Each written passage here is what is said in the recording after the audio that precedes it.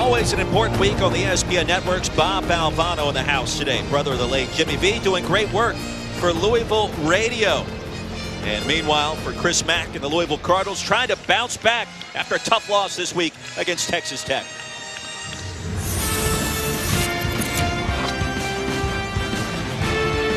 Welcome inside the KFC Yum Center on a beautiful Saturday afternoon for college basketball. Eastern Kentucky in town as the #1 ranked team in the land. The Louisville Cardinals try to bounce back after a tough loss up at MSG against Texas Tech. Corey Alexander, the sharpshooter, Roy Philpott courtside. Away we go. And what does Louisville need to do today to truly bounce back, Corey? Well, you can talk about the shooting, you can talk about the defense, but in my opinion, it's simply about the turnovers. 19 turnovers versus Texas Tech. Opportunities that they didn't get to get shots at the basket. I believe that is the biggest key, and Eastern Kentucky will do their best to turn over the Cards here this afternoon. EKU operating at one of the fastest paces in the nation.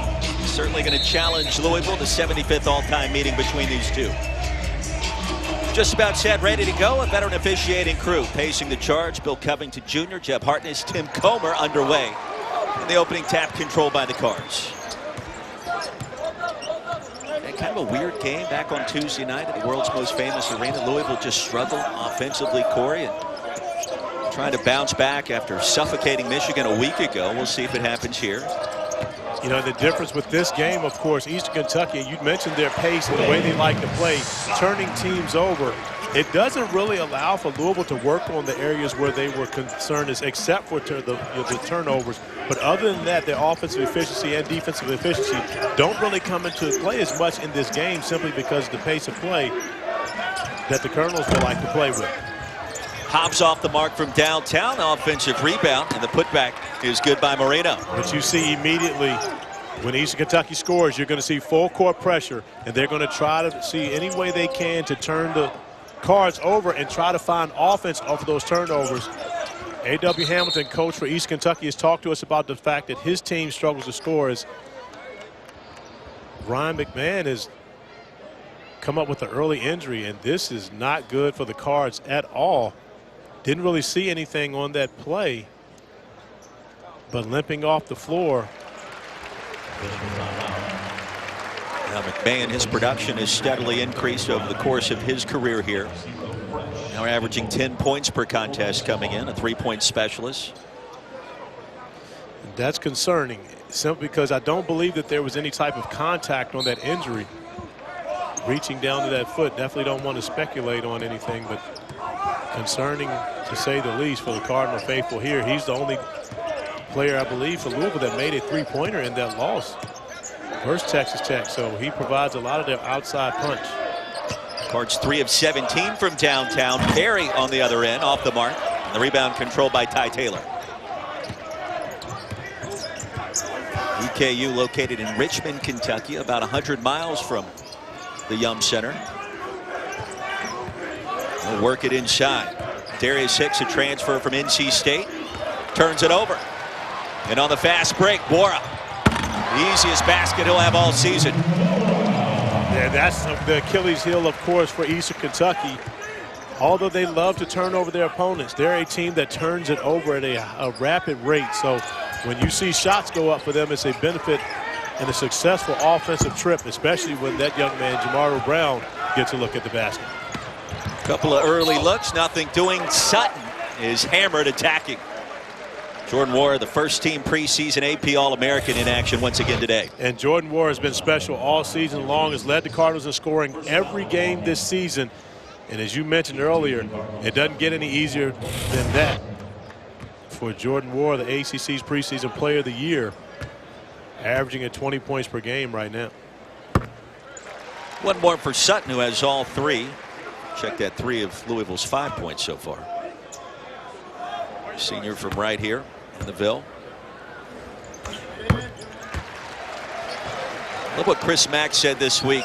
Sutton's a warrior for us. He does so many different things.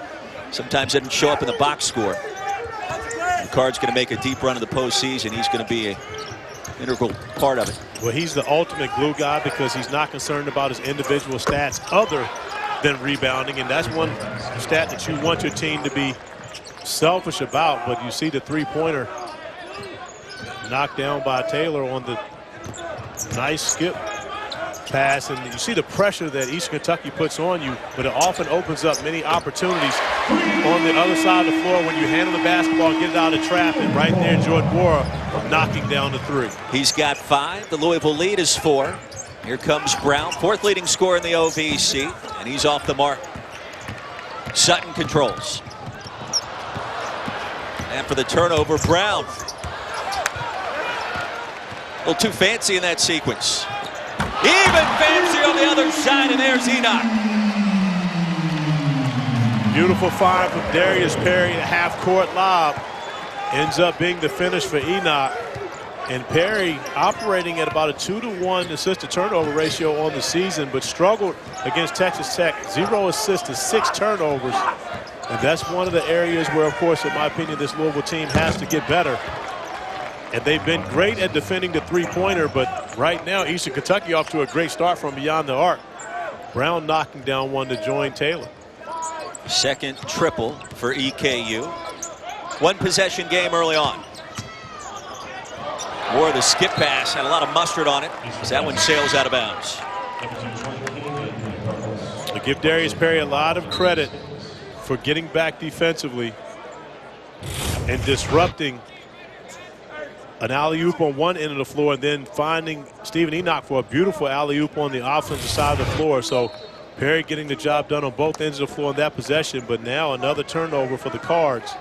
And again, in a game where you know that there are going to be turnovers because that's the style of play that Eastern Kentucky plays, you have to be locked in. I'm sure that's one of the things that Chris Mack has talked to his team about all week long, is trying to find a way to be better handling the basketball. And not off to a great start from that aspect early, but they're going to get good looks when you consider once you break the pressure of Eastern Kentucky, you're going to have wide open shots on the backside. Off the turnover. Cards in transition, the easy finish. Enoch with 4 to make it 13-8.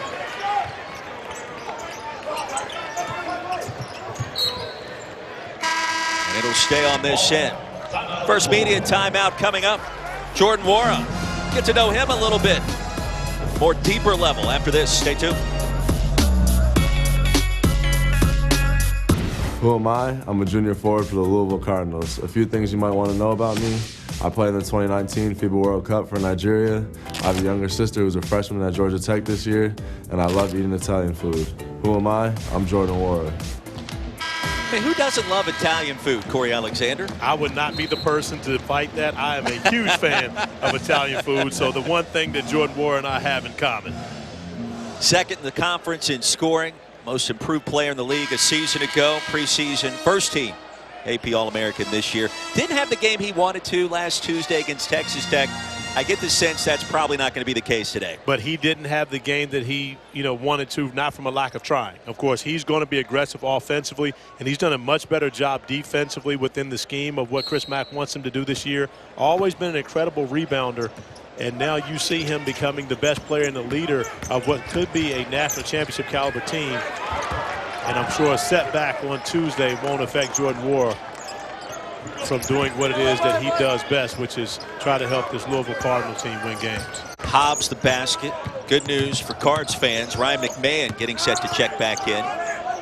Got a closer look of that injury before, or right as we were in break there, Corey, and it looked like that he kind of came down awkwardly on his left foot. And that's great news, and great news to see him back at the scores table, because, of course, when I didn't see anything initially, I had flashbacks of the 2 times where I had a non-contact injury that ended up being a stress fracture. So I wanted to make sure that that was not the case for Ryan McMahon. And I'm happy to see that he actually, and it doesn't sound right, but he does turn his ankle, turn that left ankle on the foot of, I believe, Taylor coming over in the trap. So that is good news, and, of course, great news to see Ryan McMahon back on the floor for the Cards. Here's a steal on the inbounds. It'll stay on this end. So McMahon on the floor, appears to be moving around just as he was prior to the injury. Those stress fractures, I mean, those are weird things that happen with ankles. And the problem is, it may not look like a lot, but it's one of those things that lingers forever. Well, and not only that, I have 3 screws in mine, so mine doesn't linger anymore. As we see another jumper by Taylor knocking it down, and just like that, of course, East Kentucky within 1 point. And the crowd here getting a bit anxious as this team has had a couple of slow starts in front of the home crowd as David Johnson gets an entrance into the game, the point guard from the Ville. Think about what Chris Mack said this week. We were playing the second half against USC Upstate, trailing by 4 with about 14 minutes to go. So there have been some slow starts at times for the nation's #1 ranked team, but you want to see that here today. Well, one of the things, honestly, I think with this team, I think they're still trying to find their identity. And you think about, okay, Johnson didn't get back into the lineup. Well, I'm sorry, a freshman. He didn't play early. Malik Williams, who didn't get back into the lineup until about 4 games in, who sat out a lot of the summer with injury. So they're trying to incorporate, you know, pieces that are going to be strong in their rotation now a month into the season, and trying to find more ways to get Johnson minutes. Trying to find, you know, of course, Malik Williams is going to play split minutes with Stephen Enoch, but they've also looked at playing the two of those guys together. So right now, you know, for as good as they've been and ranked #1 nationally, I think Chris Mack is still trying to find the identity of this team and what they're going to be moving forward. You got to love the fact you can go out, crush Michigan the way in which you did, when there's still a couple of question marks maybe in the backcourt. Who's going to take over that starting point guard spot the way that they need to long term, and yet you're still jumping out to a 9-0 start in the #1 ranking. Yeah, when you look at it, I mean, and this team has national championship aspirations. So when you think about that, these are not bad problems to have, because, of course, you want for your team to be playing its best basketball in March and April, you know, if you're fortunate to get to that point. So I'm sure that Chris Mack doesn't have the problem with the fact that they have, you know, had their struggles, and they're sort of trying to find a way to make things work together, because it gives him an opportunity to keep teaching this team, and it keeps their ears open in comparison to feeling like they've already accomplished something. 5 to shoot. King off the bounce, contested 3 off the mark. The rebound by Trey King, and he has it stripped.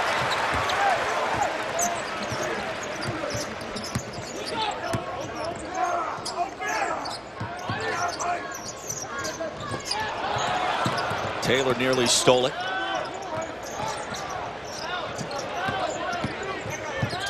Outside to Williams, an open look. Count it.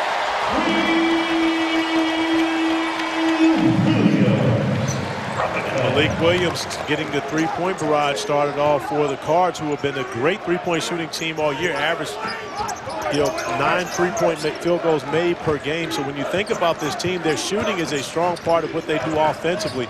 And that was one of the struggles that they had Tuesday at the Garden. They just were unable to make shots. Ryan McMahon knocked down 2 threes. I don't believe anyone else for the Cards was able to make a three-point shot. But right now, defensively, it's been a bit of a struggle, where they've been strong all season long. Eastern Kentucky 6 of 11 from the floor so far. Johnson somehow spotted Williams. How about the extra pass, but in and out for McMahon. Warren connects inside. But that's what makes Jordan Warren special. You talk about guys who are scorers. And normally when you have guys that are scorers, they have to rely on the perimeter shot to be able to be successful. Jordan Warren can go in offensive rebound, finish off putbacks, and you saw great ball movement, but Jordan Warren not involved in the possession at all. He was attacking the offensive board. Hobbs over the backboard, back to Louisville.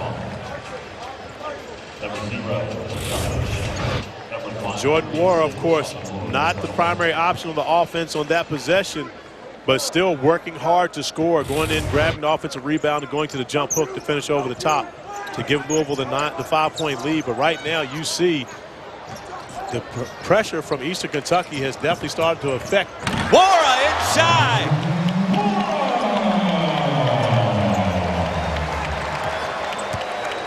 That pressure was affecting. He gets ahead of steam going, look out. But that's the thing, and Coach Dino Gaudio talked to us about that earlier today. Because of the pressure that Eastern Kentucky would bring, once Louisville was able to get the ball across half court, they will get good looks. Probably doesn't get any better looking than the one Jordan Warren just had on that last possession. But the challenge is playing in the backcourt and making sure you don't turn the basketball over. Hicks answers on the other side. The lead is 5.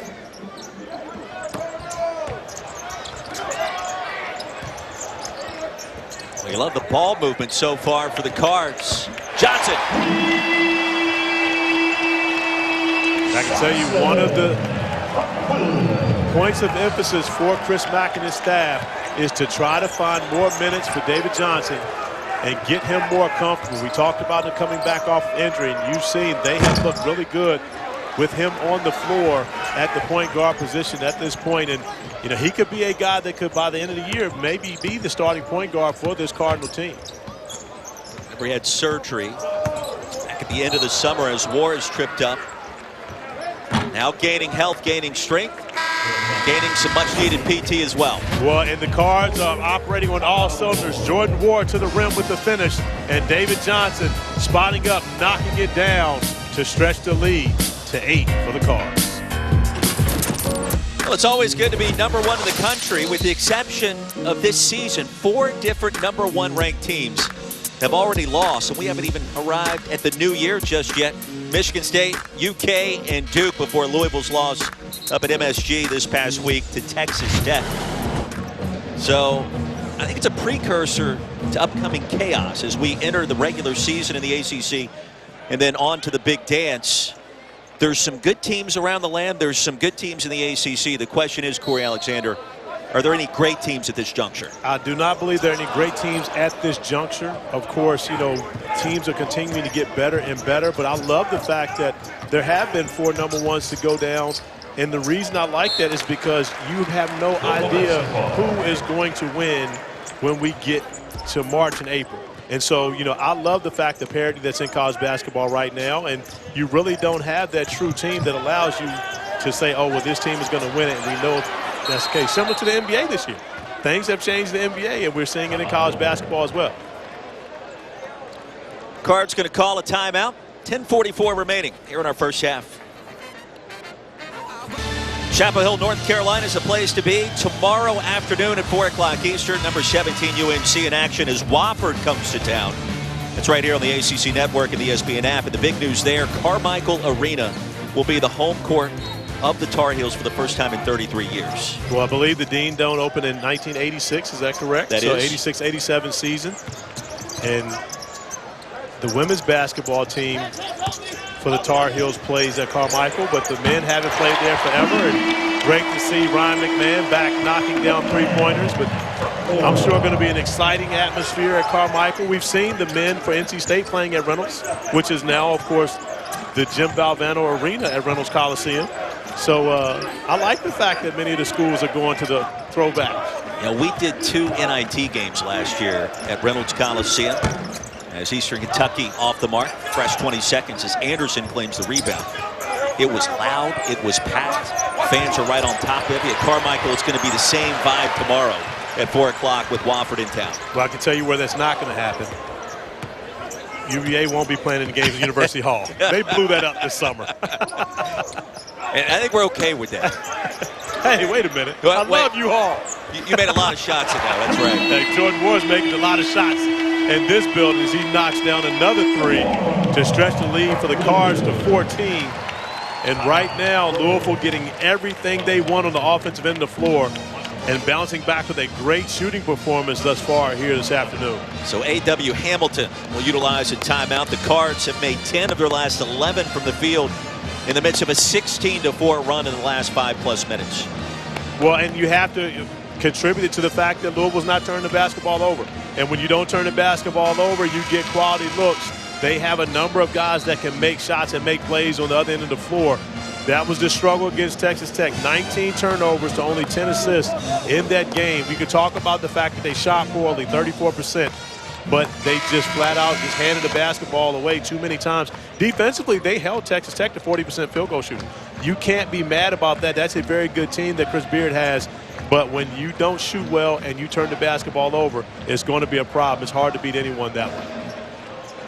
By the way, I heard Santa Corey is going to make an appearance later in our broadcast. Is that true? I mean, you might have teased it a little early. Santa Corey. But Santa Corey could be. Santa Corey doesn't go through chimneys, by the way, because I'm not messing up my clothes. I just want to know if I'm getting anything from Santa Corey this year. I don't know if I'm on the Christmas list or not, but I want to be. I can tell you right now, you have been on the nice list, which is the reason why you are sitting beside me right now. Fantastic. This is your gift. But you've got a naughty list, you've got a nice list, and we've got some ACC teams, I think, on both sides. On both sides. Very on both good. Sides. Santa Claus Corey can't give away too much too early. We got to make sure everyone stays tuned. Colonel's trying to hang around on the road. Not easy so far. Hicks, a wild shot. Does not get the bounce.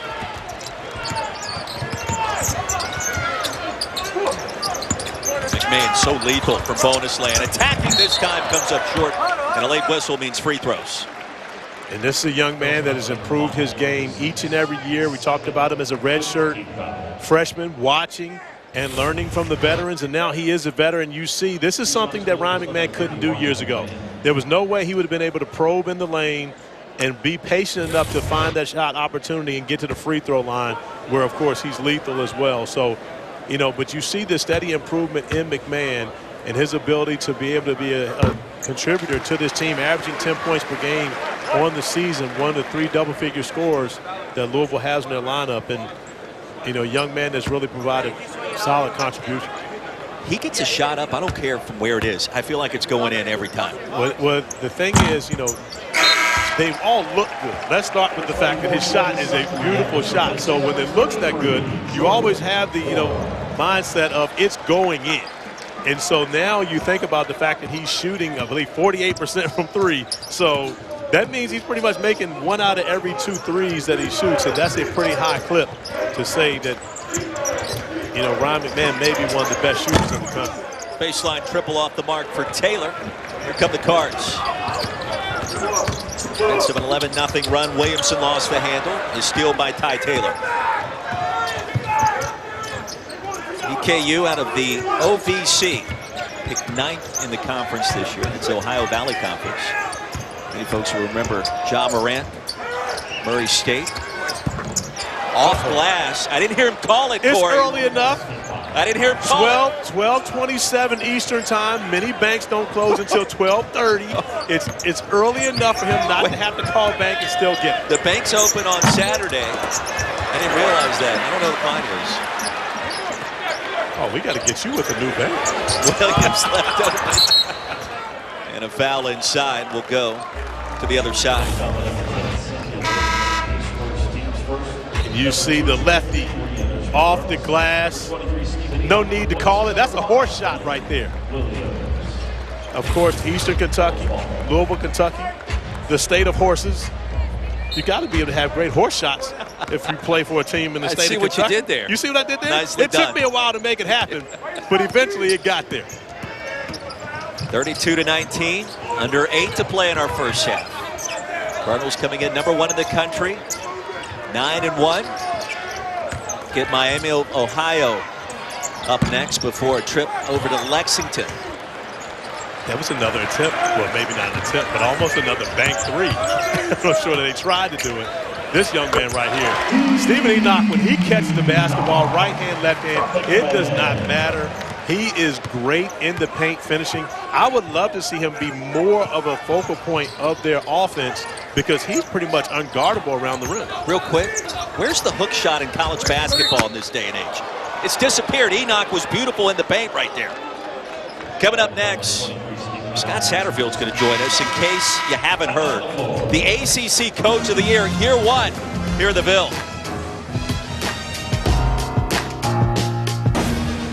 Back at the Yum Center, Louisville crushing EKU, joined by the ACC Coach of the Year and the Gridiron, Scott Satterfield, Corey Alexander, Roy Philpott. Hey, great to have you here. What a season thank you. for the Cards on the football field. Yeah, it was a great season. You know, we had some ups and downs in there. Fortunately, a lot more ups than downs. And, you know, we were just talking this about a year ago today or this week that I got introduced right here as the head football coach. And, of course, Coach, coming in into this arena, being introduced, did this just give you a sense of what you're walking into with, of course, the school spirit that's here at Louisville? Absolutely. You get in here, you know, standing ovation when I came out on the court, unbelievable atmosphere, great fans here at Louisville. It's, you know, such an honor to be the head coach here and to be, you know, be associated with this university. Walk us through the season because you guys are going to play Mississippi State in the Music City Bowl. You mentioned some ups and some downs, but at 7-5, really the single best turnaround in the country this year. How did it happen? Well, it started really about that time I showed up here on this court, and ended up hiring our staff. And the one thing we wanted to do was put our arms around these guys and love on them. Really, we got into this situation that was not a lot of confidence. People didn't want to come to our building. They didn't want to work out and train and practice and all those things. And so we had to do that first. We had to develop trust and consistency. And to our guys' credit, they were able to buy into that. And we had a great off season. And you just parlayed in and some wins. I think the very first time I thought we maybe had a chance was against Notre Dame. That was our first game. It was on Monday night, national TV. Our kids came out and played extremely hard. We were in that game at halftime, and you're thinking, man, we may have a chance this year. So we just built off of that. Colonel's back to work. Your relationship with Coach Mack, I know you guys live in the same neighborhood. And we saw some interesting shenanigans in the Twitterverse just here within the last week. You were named the ACC Coach of the Year. He's TP in your house, Coach. This right here. Yeah, I got it. Yeah, I got it. Yeah. Well, I'm going to get him too. So what's the bad thing about it is I'm out recruiting that whole week right there. So I wasn't even at the house. My wife had to go out and clean up the yard at 12 o'clock. I was going to ask. Of course, you've got 3 high schoolers. Why is your wife cleaning up the house? You got the young people to do that. Well, Coach. because they did it so late. They were in the bed. It was like midnight. Oh no, Coach, that's got to stay until the morning. That's what I thought. My wife said, yeah, you don't realize. I thought it was just that one small tree. My wife said, you don't realize it was a lot of trees. So, but everybody asked me, hey, are you going to get him back? Absolutely. But I'm going to wait for a big moment. So he's got to win the ACC, hopefully, and then his yard's going to be in trouble. Well, I know Chris Mack very well, and I can imagine he would gladly have his yard toilet paper if he's able to win the ACC and would appreciate you doing so. Absolutely. He'll love it. Our volleyball team just made the Final 8 volleyball, so her yard is kind of right now a little bit nervous. So we're going to see how far she can go with that team right there. But no, I'm going to tell you what it does. It speaks of the kind of people that we have in this athletic department. Great people, and that's where it starts. And Vince Tyree's done an unbelievable job of putting together the kind of staff that we have here. It's a joy for us to come to work every day because of the kind of people we work with. So this time of year, I know you guys are involved in a lot of recruiting, kind of doing some self-scouting, getting ready for the bowl game. From your perspective, Coach Satterfield, what's really front and center on the agenda right now? Yeah, for us right now is signing day, which is next Wednesday. We're on that final push right now. We have 10 prospective student athletes that are on our campus right now with OVs. A lot of these guys have already pledged to come to play for us here, but you got to hang on. It's that time of year. I call it poaching season. So some of these other schools are out there trying to look at some of our guys, but we got to do a great job. I think we've sold our school well. These guys, a lot of these guys have already pledged back before we even played a game, and so they're really excited about what we got going on here. But that's the most important thing is signing day next Wednesday.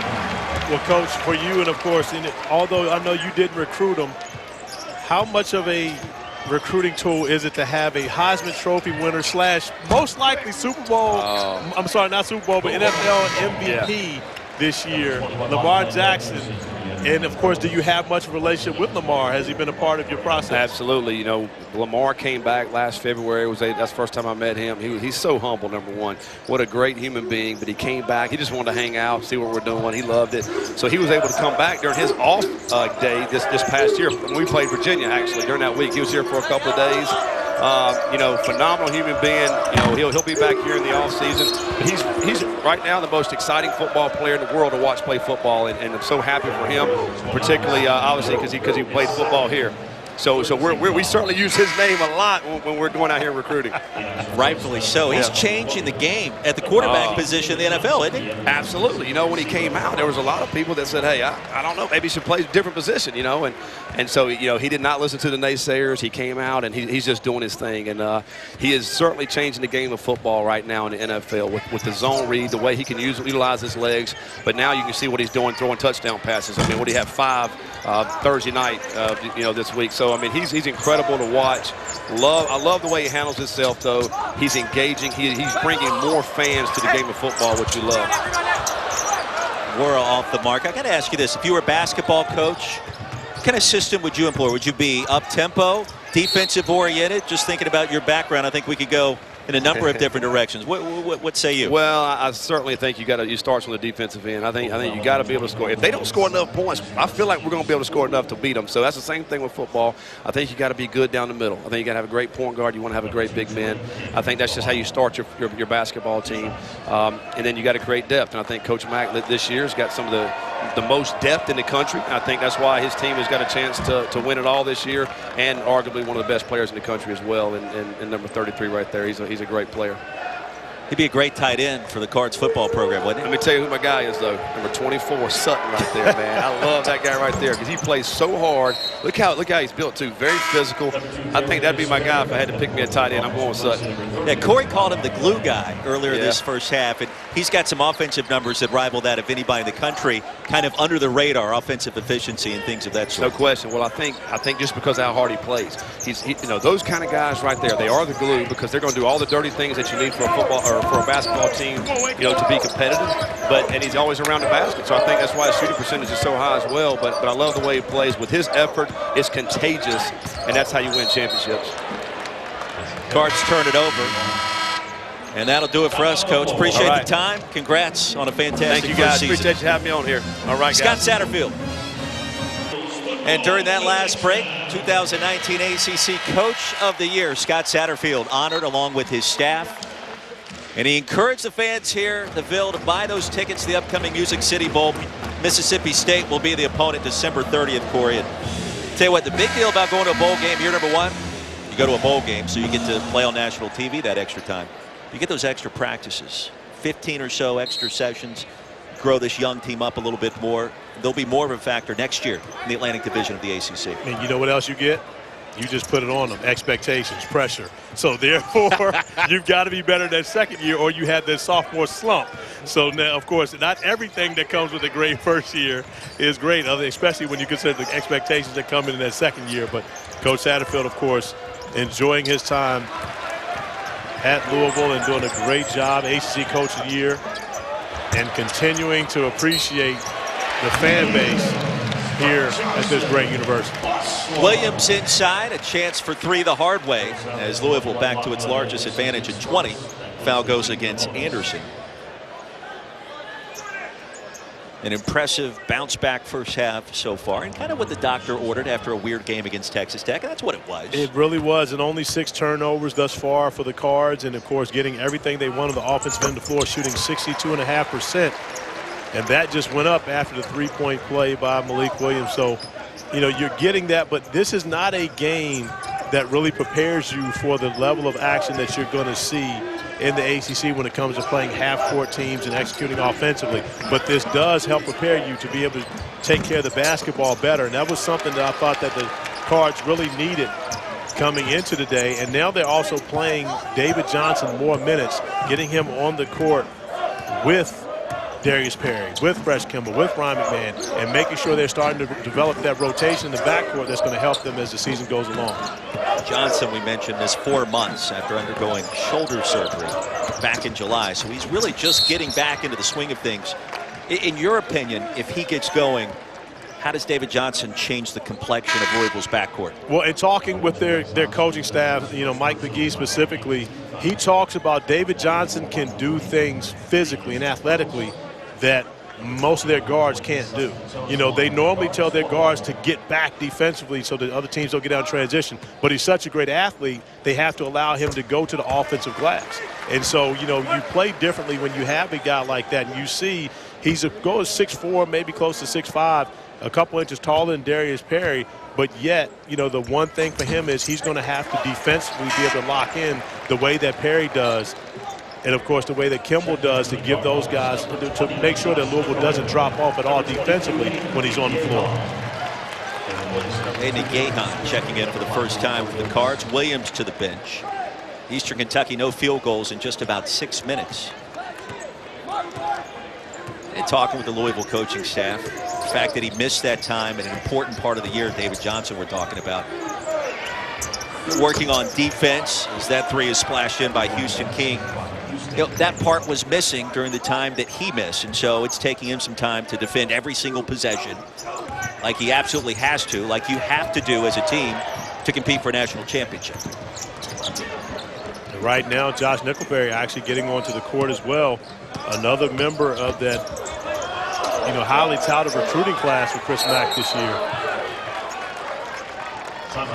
Timeout on the floor as EKU will talk things over. Don't forget, coming up Sunday at 6 o'clock, Nothing But Net. That's tomorrow. It's our weekly basketball studio show. We'll preview the week, look back at the best games from the previous 7 days, highlights, analysis, and insight that only we can provide. Tomorrow, 6 Eastern on ACC Network and also live on the ESPN app. And do yourself a favor and check out my good friend Kelly Gramlich, waxing poetic on Nothing But Net. Each and every Sunday, they do a great job with the show. So we showed you David Johnson, Josh Nickelberry checking onto the court for the first time, that talented freshman class. You look at the numbers, according to ESPN, 4 players ranked in the top 100, led by Sam Williamson, right now averaging just over 6 points per game. But future very bright here, as we've come to understand in recent seasons. And I'm going to allow you to pronounce his name. I just know the Irish Hulk. Aiden Igayon. And when I tell you that this young man is a physical specimen, I'm talking put together like an action figure.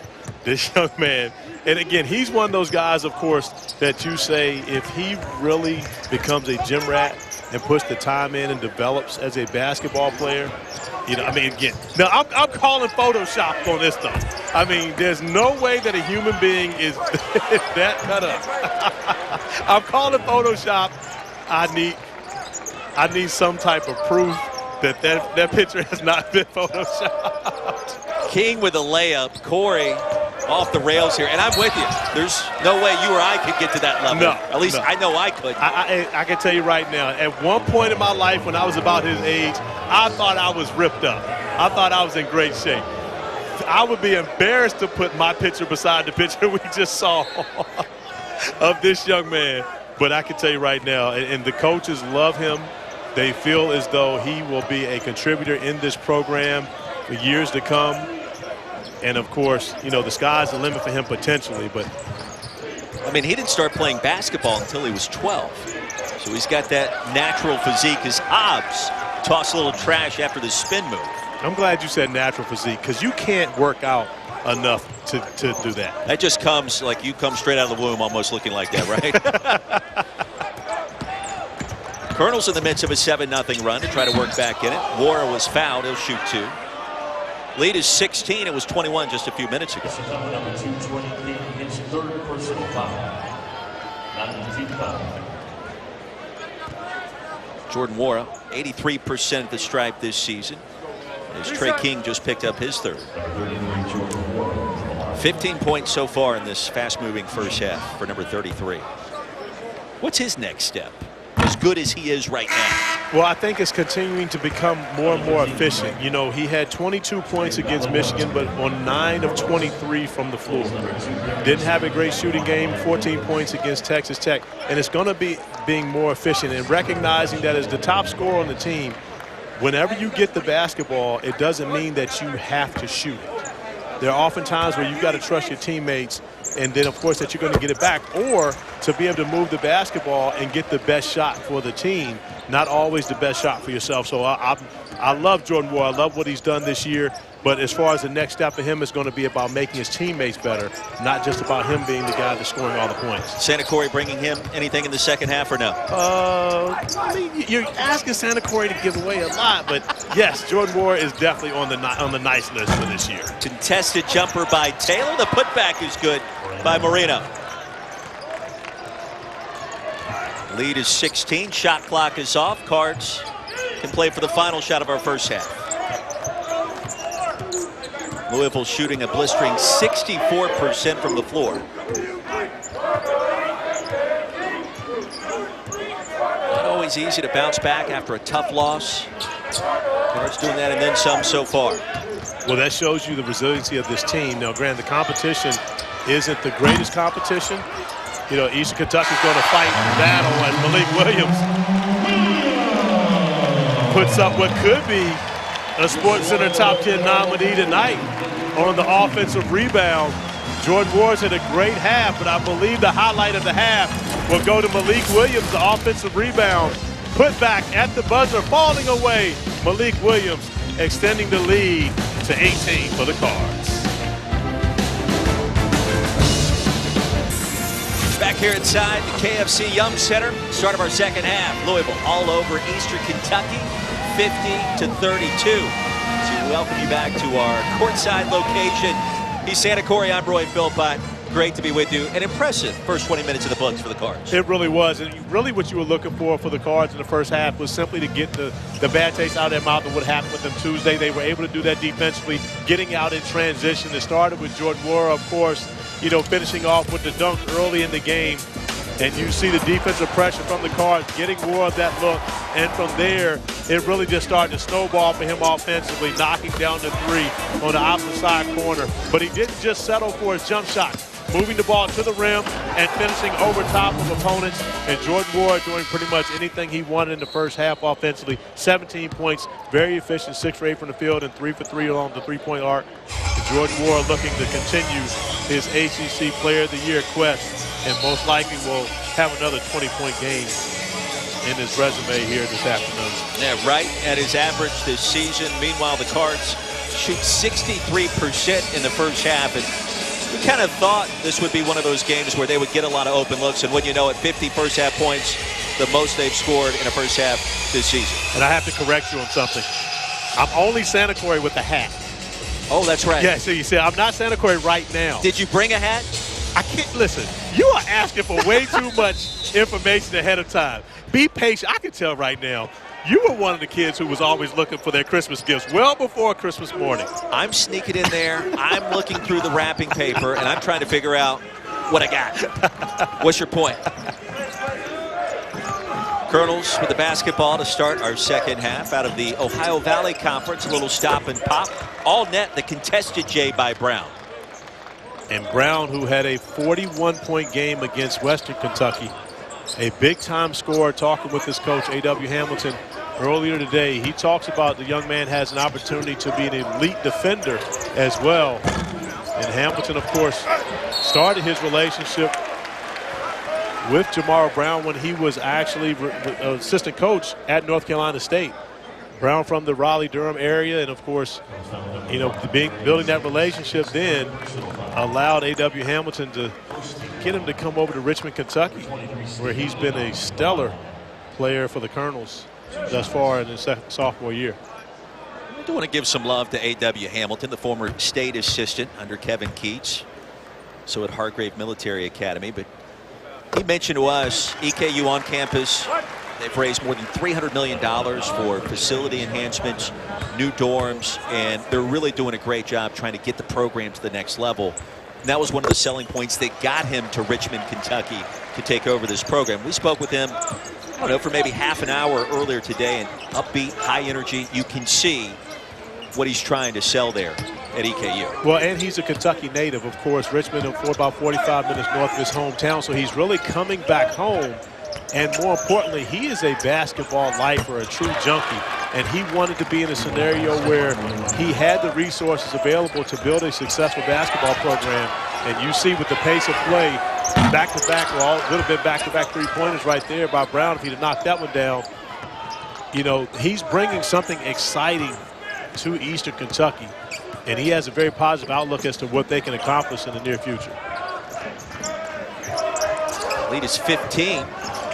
It's a big shot off the mark that time from bonus land. And a big response by the Bill on the other side. Darius Perry connects. And that's a young man who is a very capable scorer. Darius Perry really, for his first, 2.5 seasons thus far at Louisville, has tried to become a point guard.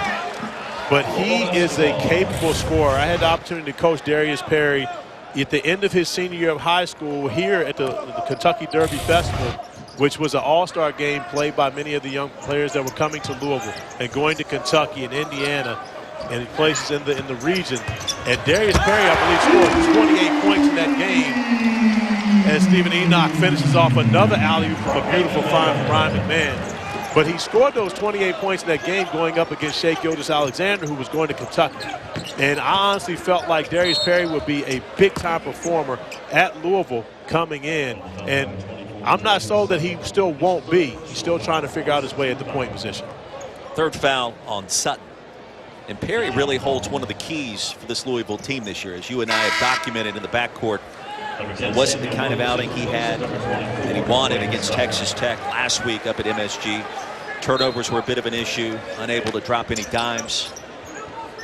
And that's not going to be the case more times than not. But for that game against a team that played for a national championship last year, obviously he wants to put a better foot forward. He's doing so, at least so far today. Well, and he's improved tremendously. We talked about coming in close to a 2-to-1 assist-to-turnover ratio, which, that wasn't the case before. Last season, he had 50 assists the entire year, and he came into today's game, 9 games in, with 47 assists. So Perry has definitely improved, but the question becomes for Louisville, is he the guy at the point guard? Is it David Johnson? Is it Fresh Kimball?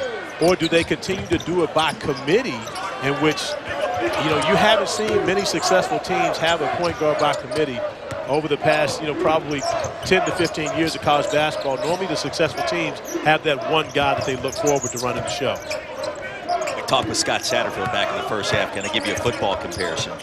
It's like having 2 quarterbacks. If you got 2 quarterbacks, you really don't have a singular quarterback, as Enoch knocks down the mid-range. So you want to have a guy that's going to lead you, that's going to have great vision, can knock down an open look anytime he has it. Perry may be that, or he may not. We'll see. And I'm going to say there was another coach, and I'm not going to say a name, who said that it didn't work for the 2 quarterbacks, but it actually did work for Florida with Tim Tebow, because they won a national championship under Steve Spurrier. With him and Leak. With Chris Leak and Tim Tebow. They were very successful in winning a national championship. So the point guard by committee has actually worked before, as well as quarterback by committee. You're thinking about the exception as opposed to the rule, but I'm with you. I'm with you. Samuel Williamson getting to the rim, finishing it off. The opportunity for the and one. We talked about the highly touted freshman class for the Cards, and this is, of course, the highest rated member, Williamson, who started off the season playing great basketball. A double-figure game at Miami to open up ACC play, which happened, of course, November 5th, earlier than has ever happened before. Did you like that, by the way? I did. I was a big fan of it. I don't think all the coaches like it, especially the coaches that lost. The coaches that won, they liked it afterwards. But, of course, I think it changes your preparation over the summer and how you have to go about preparing for your season when you know you're going to have ACC competition to start the year off. Jordan Moore limping down, a little ginger on that right leg right now after the last defensive possession. He's one of those guys that, of course, he's got to be really hurt to come out of the game, because there's no way to score when you're sitting on the bench. And he likes to score the basketball, so keep an eye on Wara as this one goes along. I tried to figure out creative ways to do that playing JV hoops back in the day. I could never score from the bench, which is where I said all the time, Enoch inside. Another easy bucket. He's got 17. And another great pass by Ryan McMahon, who finds Enoch for the easy dunk. The second time we've seen those two connect here in the second half for a highlight. But, I think this is exactly what the doctor ordered for the Cards, simply because they do have to play and take care of the basketball. But they're seeing each guy be successful. Samuel Williamson being successful, getting out on the break. And, of course, we'll talk more about him and his family story when we come back. This whole experience just made me and my mom's relationship just so much closer. If somebody can fight through cancer, I can, fight through a tough practice or a tough workout, and it made me want to go that extra mile. You know what I'm saying? And just like I said, seeing her work, through this battle that she was fighting for her life, it really just helped me and pushed me and motivated me. Like I said, on the court, and I just wanted to get better and just help my mom as many ways as I could. Sam Williamson, the talented freshman from Rockwall, Texas, has been an inspiration for his mother, Sue, ever since she was diagnosed with breast cancer back in October of 2015. Grew up playing 6 different sports. His parents divorced when he was just 3 years old, and he was very close to his mother growing up. Had breast cancer, underwent chemotherapy. Cancer spread to a lymph node. Later had surgery to correct that. And so far, she has remained cancer-free since. Join ESPN and the V Foundation in the fight against cancer. Visit v.org/donate. All donations benefit, of course, the V Foundation and cancer research.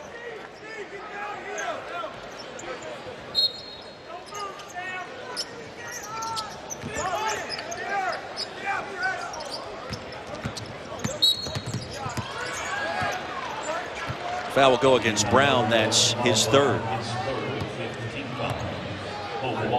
You mentioned in the first half too, Corey, great to see McMahon, after turning his ankle briefly, exited the court, now back on the floor. He's moving around quite well. Yeah, and he's I'm not sure people recognize how important of a figure he is for this team. Just from a leadership standpoint, he is the leader in this backcourt when you consider the fact he's a fifth-year senior. And he's the one guy that's been a consistent here for the entire time. He's been through 3 coaches. And now second year with Chris Mack as this team continues and his program continues to develop. He's the one guy that Mack has been able to rely on. 35 minutes against Texas Tech. And when you see a guy playing that many minutes when you're playing high-quality competition, you know that's how much a coach trusts you, because he keeps you on the floor and knows that he can't take you off.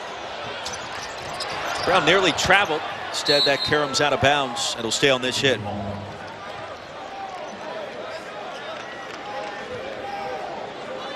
McMahon didn't like that sequence.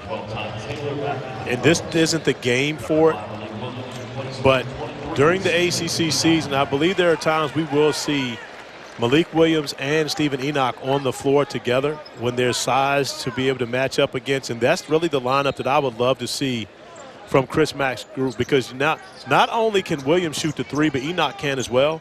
And you can play a lot of high-low action with those 2 bigs. And when it comes time to be able to, when Louisville will have its offensive struggles, I think that's a way to really get involved with being able to play those 2 guys together and having 2 guys that can play in the post as well as shoot the 3, moving Jordan Ward to the small forward position.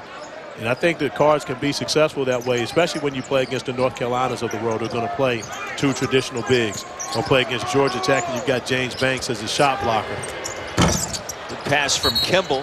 Williamson over the back. Don't forget, Wednesday we'll have 2 of the top 10 teams in the nation in our college basketball doubleheader. Up first, Virginia and Stony Brook. And then these Louisville Cardinals, #1 in the land, hosting Miami of Ohio at 8:30. That's Wednesday right here, the ACC Network and the ESPN app. Louisville will get 10 days off after that matchup before traveling just up the road to Lexington. Rupp Arena and the UK Wildcats waiting, and one of the great rivalries in all of college basketball. That's going to be a lot of fun. That is definitely going to be fun. And you got to imagine there's 2 teams that have both been ranked #1 at some point this season playing against each other.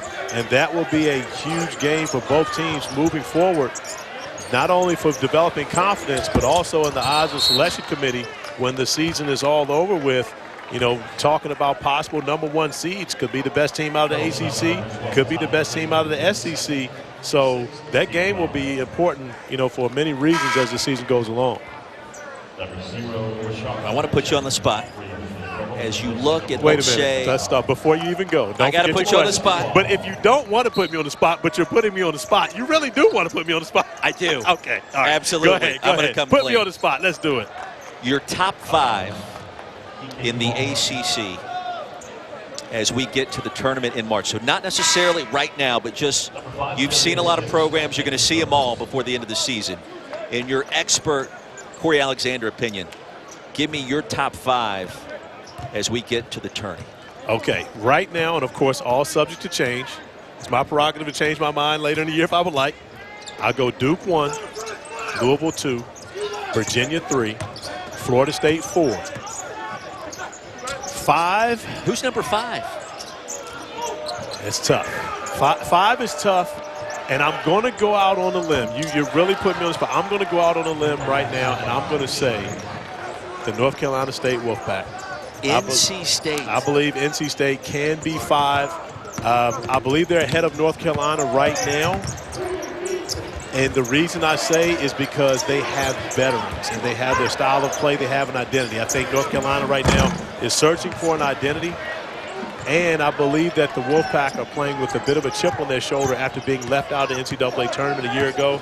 So I'm going to go NC State at 5 right now. Kevin Keats, I know you're tuned in, watching your former assistant, A.W. Hamilton, and he's not smiling. He doesn't want me to put him there because the expectations go up.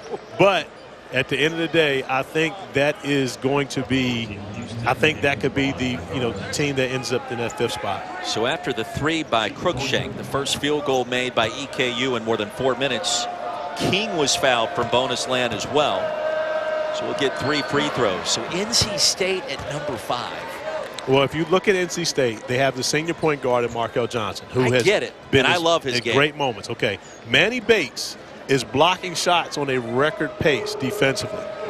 Funderburk, who played for A.W. Hamilton at Hargrave, is a load in the paint, okay?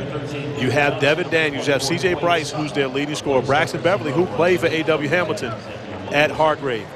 When he gets hot, can be as good a shooter as anyone. All right. I'm with you on all of that. Okay. I'm buying what you're selling. Okay. Keep preaching. But where's Carolina? North Carolina's in struggle mode right now. I've had North Carolina games, and I've also gone as a fan and watched North Carolina play. And outside of Cole Anthony and Armando Bacot, I'm not sure that there's anyone that can be a consistent scorer for North Carolina. And you're asking 2 freshmen to be your best 2 players and your best 2 scorers in ACC play. That's tough. I don't know that North Carolina can really figure it out. I mean, again, I don't know if there's anything to figure it out. This just isn't one of the more talented North Carolina teams that we've seen. They lost 5 guys from last year's team. 3 of those guys were within the top. Well, 3 of those guys were first-round picks. And then, of course, you lose Luke May and Kenny Williams as well. So that's a lot to lose for North Carolina, and I'm not sure if they've been able to recover from that. Williams connects from downtown, his second 3-ball of the afternoon. Came into this game with just 1 on the season. So that's a good sign for Cards fans.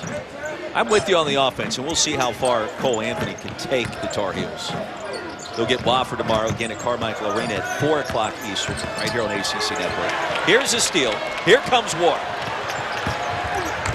And he'll take it the whole way up and in. A chance for 3. Even though he had Johnson breaking open on the right wing. Coming up, the naughty list has arrived. The nice list is here as well. Santa Corey is ready to deliver the presents. Well, we're back in the Ville, 69-44, Louisville all over Eastern Kentucky. And the time is now. With Santa Corey, I'm Roy Philpott. Welcome to our courtside location. Who's been naughty? Who's been nice? What kind of presents we giving out today? We're going to start with the naughty list because the list says naughty or nice, so I'm going with the naughty list first. And I've got 8 members on the naughty list. That naughty list would include Clemson, Syracuse, Boston College, Wake Forest, Notre Dame, Florida State, Virginia, and North Carolina. For what?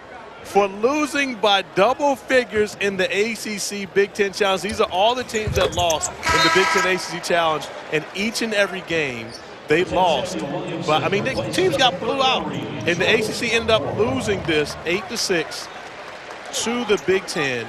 And, of course, as an ACC guy, that's just unheard of. Santa Corey is definitely an ACC guy, does not like to see that. So when you look at the shooting numbers, Virginia struggled, North Carolina struggled, Clemson struggled, Wake Forest struggled. I think Clemson got to 60 points.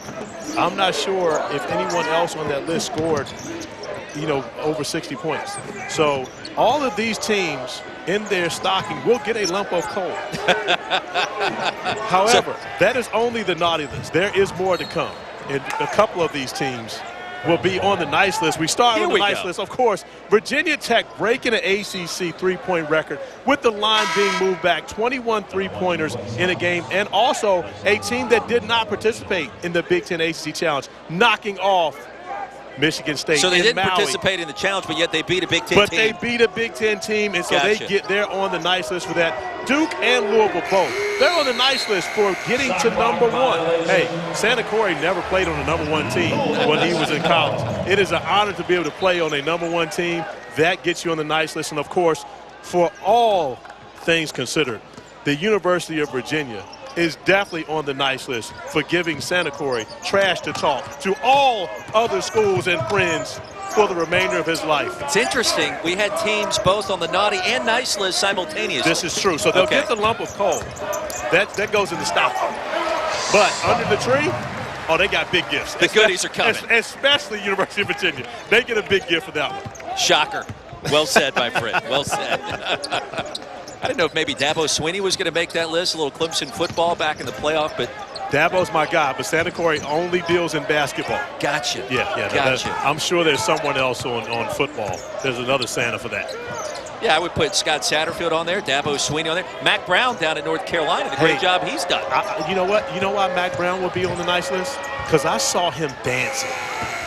I saw video of Mac Brown dancing, and it was nice, which would get him on the nice list. His dancing videos have gone borderline viral as Perry connects on the breakaway. Louisville in control here against EKU, and we've got an injured player on the other end. Jaquez Hobbs grabbing the back of his neck.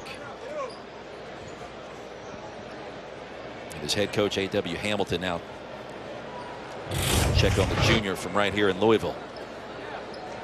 See Malik Williams going up vertically, coming in, and you see Hobbs backing into the knee of Sutton as he was falling, and then of course a teammate falling on top of him doesn't help. Glad to see him up and in the care of their trainer, but of course whenever you see a head injury, it's going to be concerning. Hoping this young man is okay. Of course, from Louisville, know how important this game was for him to be able to play. I'm sure family and friends here concerned about his well-being right now.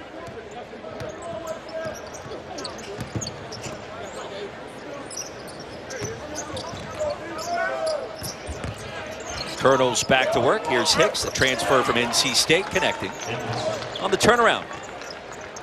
And of course, Hicks, no stranger to ACC competition, was at NC State while A.W. Hamilton was an assistant there, but towards ACL 4 games into the season. And of course, deciding to make a move when Coach Hamilton moved west to Kentucky, Eastern Kentucky. Decided to go along with his coach and found himself a nice role here for the Colonels. Johnson dropping a sweet dive. Malik Williams came out of his shoe at half court. Got caught under the card's feather. This is one of the reasons you really like what David Johnson brings to the table, the no-look dish. And that's not something that you teach. You don't drill that. That's just great court vision, but more importantly, delivering the basketball right into Sutton's shot pocket. Again, it wasn't as though he had to reach for the basketball to try to find and gather himself to shoot it. It came right into his shot pocket. A beautiful find from David Johnson there. Part of the reason why this staff has so much, faith in him moving forward. Number 20, Josh Nickelberry. Number 23, Stephen Enoch. Replace number 2. Now tomorrow, number 17, North Carolina will play their first regular season game at Carmichael Arena since 1986. Wofford's in town, 4 Eastern, 3 Central. Right here on the ACC Network and the ESPN app. You got to go back to 1986. 86. I remember it well. J.R. Reed playing for the Tar Heels. I can remember also, and I believe it was in that first year, when Len Bias came to the Dean Dome and went to work. Wow. North Carolina. I believe Maryland was the first team to ever beat North Carolina in the Dean Dome. But I do remember that game. Well, I remember that season where I was a huge ACC fan growing up, of course, and watching every time, especially North Carolina was on TV. Taylor has 8 with that last triple. The lead is 27, approaching 8 to go. Here's the Yum Center. J.R. Reed, did you play against him? We were teammates in San Antonio my rookie year. J.R. was one of my veterans. So played with each other in the NBA, played against him, of course, in the NBA, but I'm not that old, Roy. I was just going to say, he was hard to get around. He was a big dude. The best thing about J.R. Reed, J.R. is doing a great job. He's actually assistant coach with King Rice at Monmouth right now. But one of the best things I could always remember, love J.R., he couldn't whisper. Voice is too deep to whisper. So right now, on this intro, he tried to whisper, Louisville 77, Eastern Kentucky 50, and everybody in the arena would hear him. Louisville cruising so far. So is Jordan Ward, 20 points right at his season average with Corey Alexander. I'm Roy Philpott. The question remains, how does he take his game to the next level? Well, he starts to make his teammates better. He's had 2 opportunities in this game to do so where I think he missed out on. Earlier, as you see him attack the paint, Josh Nickelberry is wide open on the opposite side. That's one you kick it to Nickelberry. Nickelberry gets the 3. Whether he makes it or he doesn't is not Jordan Ward's responsibility. Here, you drop it off to David Johnson. Allow David Johnson to finish and get a layup. Now your teammates trust you even more so. And again, Ward was fouled on both those possessions and got free throws out of them. But actually, one was an offensive foul. The second was an offensive foul. The first one he got fouled and made 2 free throws off of. But if he moves that basketball to his teammates, that allows his teammates to defend harder, to rebound better. And they're now involved in the game. And that's one of the areas where, as a star, even a superstar in college basketball, which Jordan Ward would be considered, you help your teammates get better because you trust them and give them opportunities, especially on easy plays as such. Johnson turns it over. EKU gives it right back. 77-53, 7:24 to go here in the Ville. Back here in Louisville, Kentucky. Don't forget, coming up later tonight, All ACC Now team will break down everything that's happened this weekend in college basketball. After Xavier, Wake Forest, 6 Eastern, 5 Central. No one covers the conference like we do. You can also see it, of course, streaming live on the ESPN app, 6 o'clock tonight. All ACC is back. Dino Gaudio back in the fold after a brief stint. The ESPN family of networks, now a Louisville assistant coach. Along with Chris Mack, going back to their time at Wake Forest, and Xavier, the 2 remain close. And great to see both of them this week, Corey. Well, that was one of Chris Mack's first phone calls once he got the job at Louisville, recognizing Dino Gaudio had been a head coach at Wake Forest and knew the ACC very well, of course, from big coaching as well as television, as you mentioned, with ESPN. So that was one of his first calls, bringing Dino Gaudio out of the shadows onto the forefront. And Coach Gaudio's had a great time back with Chris Mack and being a part of his coaching staff now in year 2 as they have really developed a great chemistry here with the Cardinals. We ran into Coach Gaudio pregame, inside, good look. Rejection that time by Kimball. Ripped that one away. Dino had a late trip last night. He was on the road. Got delayed at an airport, didn't get back in town until wee hours of the morning, but as always, high energy. Dino's a guy you like to have on your side, Corey. Good dude. He absolutely is that, and of course, he was a tremendous help to me in television. Coming in, one of those guys you can always bounce ideas off of, and willing to share his notes about the teams and wanting to conversate about them as well. So with Dino Gaudio, and I'm happy to see him back coaching. I can remember getting started with doing stuff for Nike in the summertime, and Coach Gaudio, Fran Fraschilla, both those guys out on the court with me. Not just teaching, but we're out there playing, demonstrating. Those guys were great at it. Oh, Dino still plays. He's down at the local YMCA jacking up 3s. You can have it. It hurts. Playing basketball hurts Santa Corey nowadays. I'm not doing it. And I refer to myself as Santa Corey in third person because I still have on the hat. That was the 4th personal on Hicks. Enoch at the stripe. He's got 19 points this afternoon. 8 of 9 from the floor. He has been rock solid. But how about doubling his season average? And how about this? Chris Mack going back to the starting lineup outside of the fact that Fresh Kimball's on the floor instead of Darius Perry. But this is the starting lineup with a 28-point or 27-point lead right now. Chris Mack keeping his starters on the floor. Now, he did have a lot of the freshmen on the floor earlier, maybe didn't like the way they were performing. And I'm sure we'll see them back in the game for the final 4 minutes or so. But did not like what he was seeing on the floor, so going back to his veteran group right now. Enoch with 21, Wara with 22 to lead all scorers. Quick trigger from the wing, back iron, the rebound to Trey King. If you're just tuning in, Louisville basically has led wire to wire in this one. Bouncing back after the loss to Texas Tech. Enoch just picked up his 3rd personal.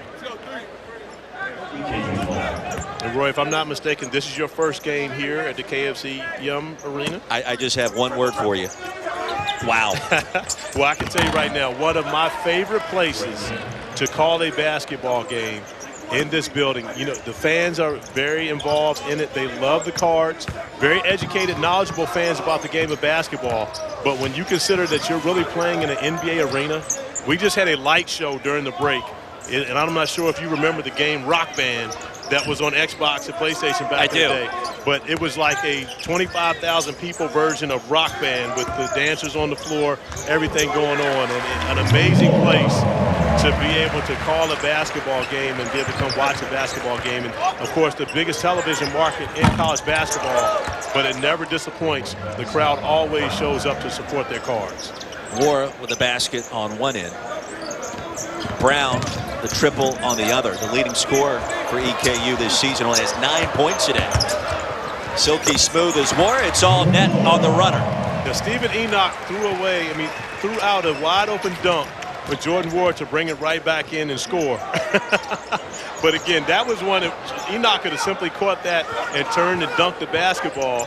I'm not sure if he recognized how close he was to the basket on that pass. 87-60. That's something perhaps you'd like to see the roles reverse.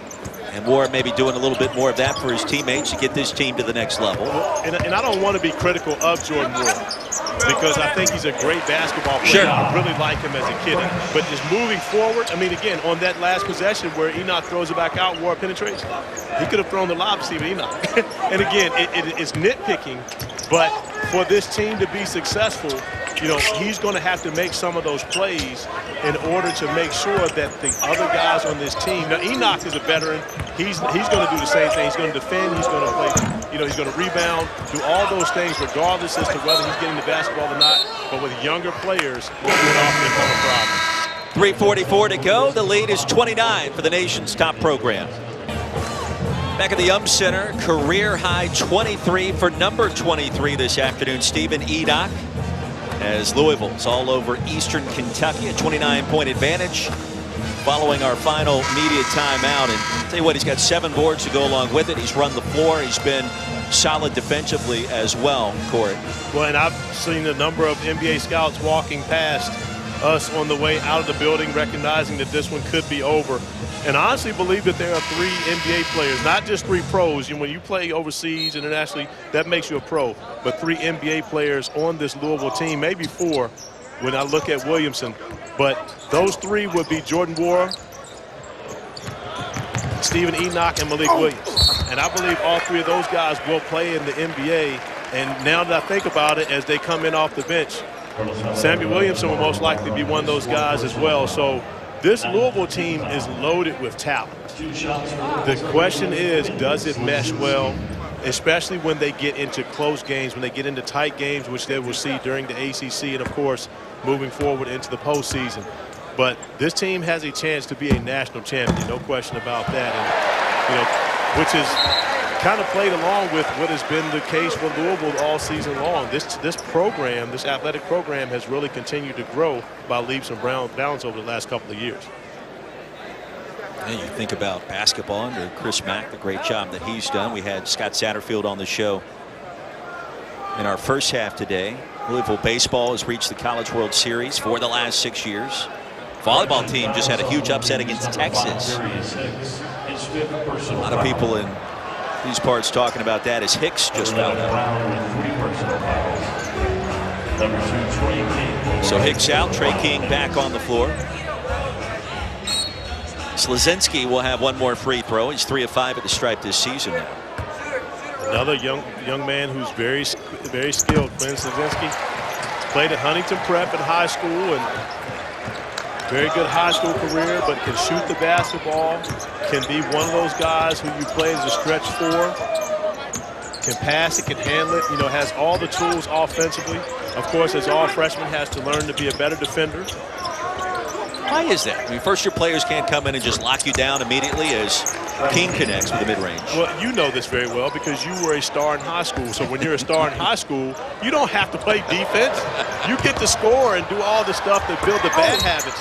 So when you get to college, now your college coach tells you that you're nobody And now you've got to start from the bottom and actually play defense because it's the other guys, the stars, like Jordan Moore, that don't have to play defense.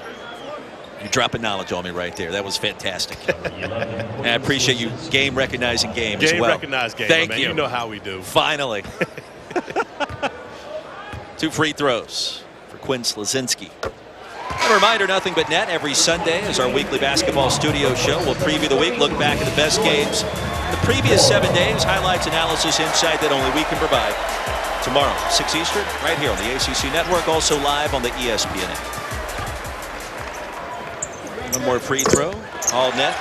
Slazinski had an appendectomy back on October 17th, only missed really 2 weeks. He's got a good start off the bench here tonight. Louisville with 93 points, a new season high so far.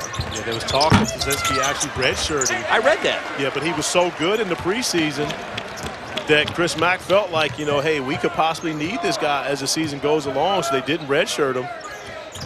And again, you know, when you consider the length of a college basketball season, and it gets earlier and earlier each year, you know, they start practice in September now, all the way through what could be the early April for Louisville. You never know what happens with injuries, et cetera, to where you need those bodies. And again, if, you know, there did happen to be an injury to one of their key players in that rotation, and Slazinski has to step in, you don't want to be in a situation where you're burning that red shirt late in the year, and because that's not what's always best for that young man, and that they wouldn't have had game action. So, you know, actually, I believe they decided to redshirt Jalen Withers, who will be the guy that redshirts this year, and who's another one of the talented members of this freshman class. Kings got 10, make it 11 after the foul against Gayon. Lead is 32. Louisville's operated with a comfortable advantage for most of the afternoon. Get a couple of days off. Miami comes to town. That's Miami of Ohio. And then the aforementioned rivalry contests up at Rupp against Kentucky. That'll be after a 10-day hiatus. That's scary. I'm not sure if I like that if I'm Chris Mack. And, of course, you know, he has more control over the schedule than anyone else. But I don't like a 10-day break before I'm going to Rupp to play against Kentucky, especially considering that Louisville has been great at home, but away from the Yum Center, not so much. Yeah, you talk to some coaches, a lot of times they like the time off around the holiday season, but for the most part, if it's past a week, you worry about rust. You mentioned the road trip, obviously.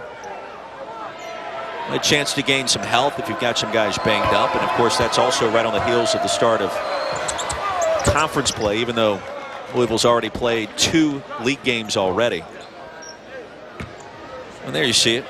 Florida State, Miami, Notre Dame as January arrives. And before you know it, you're about 10 games deep into ACC play. And it doesn't get easier. You talk about going to Kentucky, but then having to deal with Florida State, who in my opinion is one of those top 4 teams in the ACC this season. So, you know, definitely doesn't get easier, but in this league, it's a very non-forgiving league when you talk about the ACC. I mean, even when you have Miami coming in or having to go to Notre Dame, you know, this is a Louisville team that a year ago knocked off North Carolina in Chapel Hill and then went and got beat at Pittsburgh. So you know that this league is always going to challenge you at every stop. And you got to be prepared to play. And I'm sure that's something Chris Mack is trying to coach his team up on, being prepared to play at all times, regardless of the opponent. And for the record, too, I asked you in the first half, did you like opening night, the league opening with a lot of conference games? You said yes. I loved it as well. I was down in Clemson as Virginia Tech came calling, and the Hokies under Mike Young surprised some people then. Of course, they went on to upset Michigan State just a few weeks later. I love the excitement that it generated around the conference to have a league game that early instead of opening up with Cream Puff State. It just gave you something to look forward to. The fans got into it. People watched, and so that's a good thing. It brings more recognition to the sport in the middle of football season. That's not easy to do. I agree with you wholeheartedly, and I'll have a question. In what city is Cream Puff State located? I don't know, but they've really recruited well lately. Look out for Cream Puff State next season. I can only imagine what their uniforms look like. It's an off-white, an eggshell, if you will. Approaching a minute to play here at the Yum Center, Louisville. In control, the stick back. Gaon connects. I'm going to start calling him Photoshop. That's going to be his new name. Photoshop. Photoshop. Nobody no looks way that good. picture's real. The Irish Hulk. 1 minute. And from my understanding, I believe David Johnson's grandfather works here in the Yum Center. That's right. He's a security officer. He came out of retirement a few years ago, and he can't really watch the game when it's actually being played because he's working. Yes, because that would not be the right adjective to describe security. Correct. Yes, that's right. But I'm with you on that one. Yeah. But from my understanding, of course, very proud grandfather of his grandson out here being a part of the Louisville Cardinal basketball program. And supposedly he may sneak his head in every now and then once he hears that name. Uh-oh. Wait a minute. We got a wedgie. Switch sides. Arrow favors Louisville. It's always awkward when that happens, isn't it? It is. You know what's worse than a wedgie? Having 2 in one game, a double wedgie. And not only is it worse, it's painful. I didn't know if you were going to go down the atomic wedgie route. Oh, no. Okay. I Just a wasn't double that wedgie. guy. I wasn't that guy. Okay. Just double checking.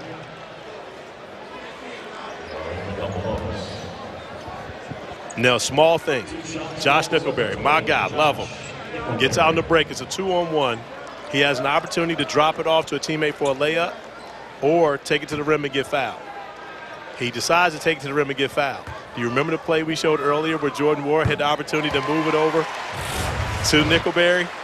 As Nickelberry comes down the floor and you see there's a wide open man under the basket who I will refer to as Photoshop, who would have maybe torn the rim off. Maybe Nickelberry made the right decision about not passing to him because we would have had to forfeit the last minute of this game because he's so strong he might have torn the rim down. But Nickelberry got looked off earlier in the game and decides not to make that play. Now the fans want the Cards to score here. Chris Mack is going to say no. He does not want 100 points. The fans want 100. Chris Mack is telling his team, do not shoot the basketball. Do not be disrespectful to Eastern Kentucky. Impressive performance. 99-67, our final score. The Cards bounce back after their first loss of the season, led by Jordan Wara with 26, and Stephen Enoch pours in a career-high 23. Coming up next, Alabama A&M takes on Miami. For Corey Alexander and our entire hard-working crew, I'm Roy Philpott saying so long from Louisville as we send you back to the studio.